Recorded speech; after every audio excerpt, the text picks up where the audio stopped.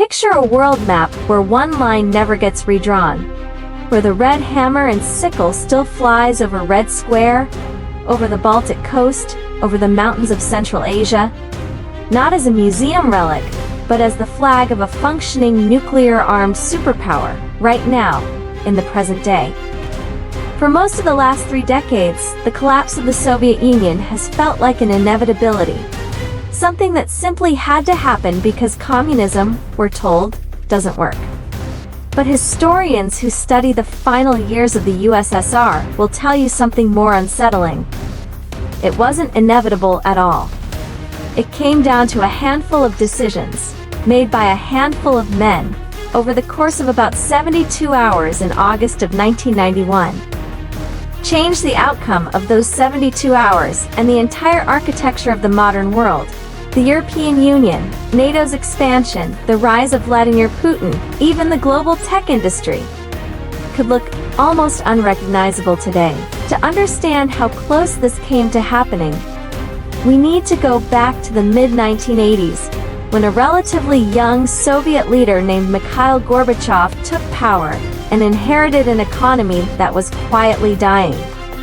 The USSR was spending itself into the ground on a military rivalry with the United States. Its factories were decades behind Western technology, and its command economy simply could not produce enough consumer goods to keep its own citizens satisfied. Gorbachev's answer was 2 linked reform programs: perestroika, an attempt to restructure and partially liberalize the economy, and glasnost, a policy of political openness that allowed Soviet citizens, for the first time in generations, to openly criticize their government.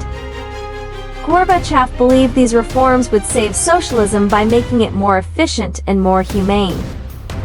Instead, they opened a pressure valve that had been sealed shut for 70 years, and the steam that came pouring out was far more than he had planned for. Nationalist movements surged in the Baltic republics. Miners went on strike.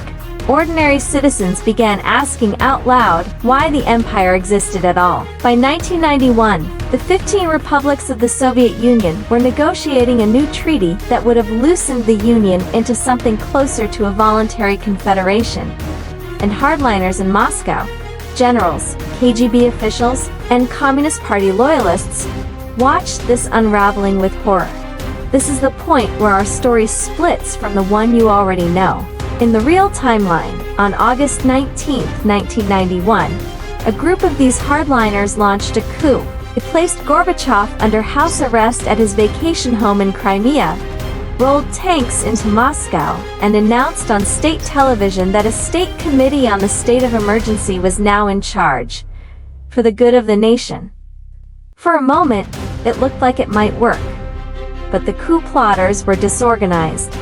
They hesitated to use real force against civilians, and a defiant Boris Yeltsin climbed on top of a tank outside the Russian parliament building and rallied the country against them. Within 3 days, the coup collapsed. Gorbachev was freed, and the union he was trying to save was doomed anyway, because everyone now understood exactly how fragile it had become. By December of that year, the Soviet Union formally dissolved into 15 independent nations.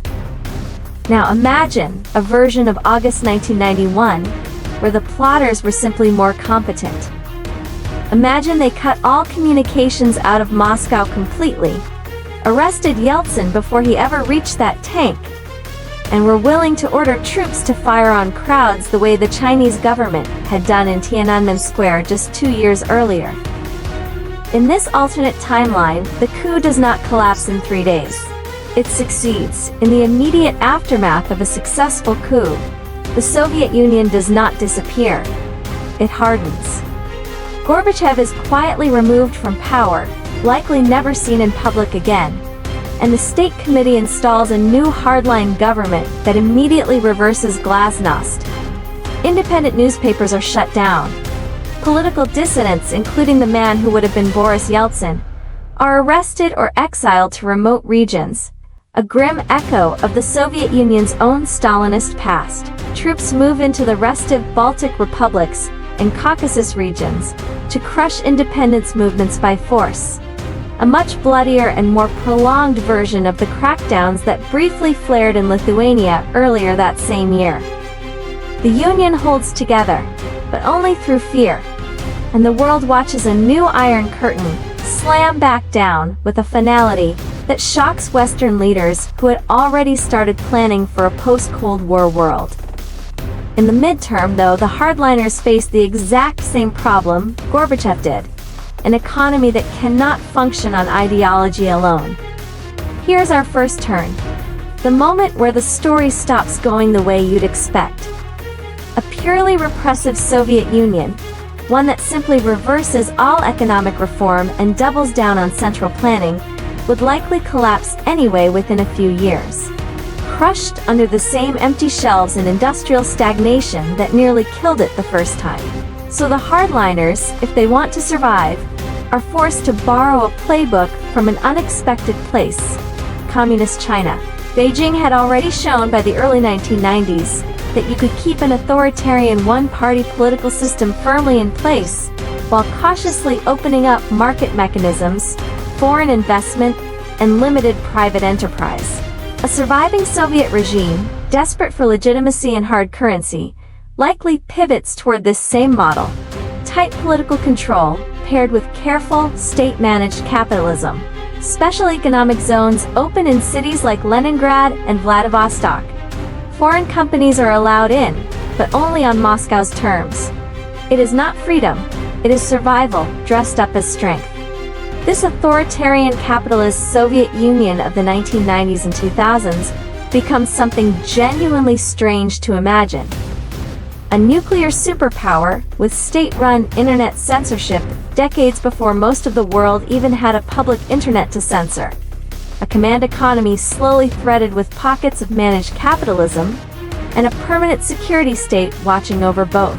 Politically, the ripple effects are enormous. NATO, instead of expanding eastward into a power vacuum, remains locked in a tense standoff with an intact Soviet military bloc.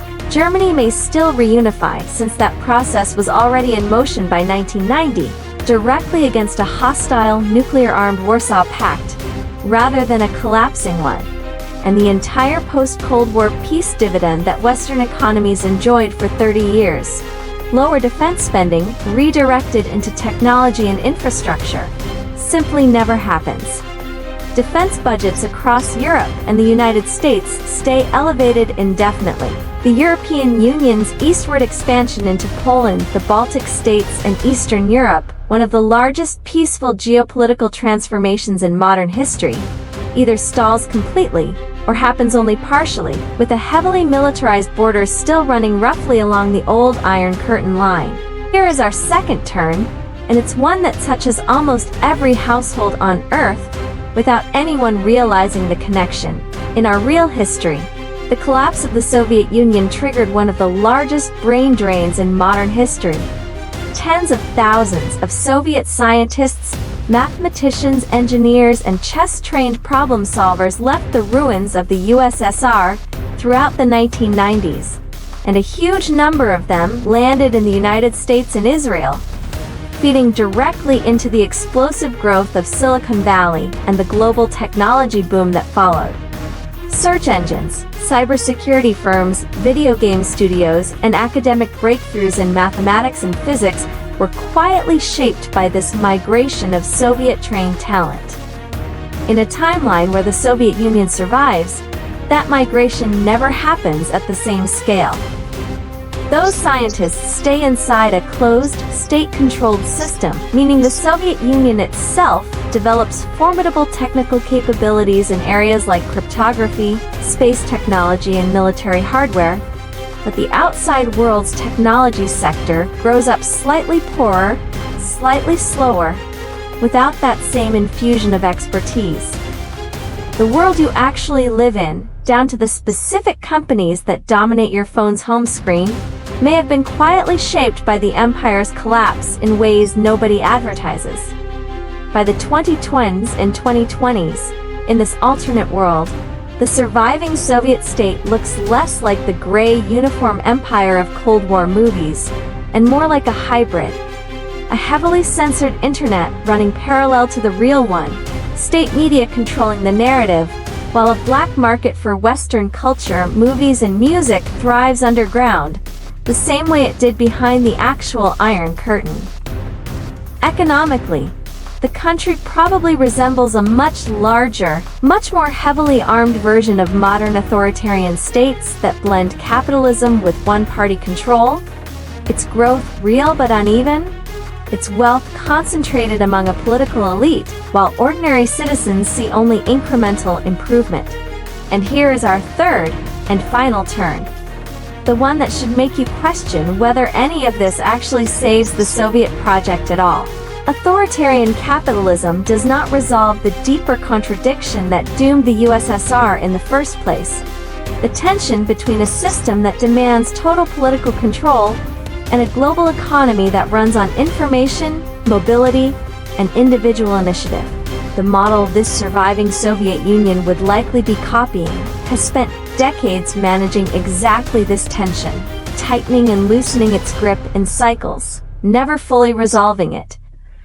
A surviving Soviet Union built on the same foundation would likely face its own version of this instability eventually, a delayed reckoning rather than an avoided one. Perhaps not in the 1990s, perhaps not even in the 2000s, but somewhere down the line, when a new generation raised on smuggled Western media and underground internet access starts asking the same uncomfortable questions Soviet citizens asked under Gorbachev just a generation or two later than they actually did. Which brings us to the deeper insight sitting underneath this entire hypothetical. We tend to talk about the fall of the Soviet Union as though it were the natural, obvious ending to a doomed experiment. But the truth is messier and more uncomfortable. It was a close call, decided by tank crews who hesitated, by a defiant man climbing onto armor outside a parliament building, by 72 hours of confusion inside the Kremlin. Empires and ideologies rarely fall the moment they become unsustainable. They fall when the specific people holding them together make specific mistakes, or when they finally run out of the will to hold on through force.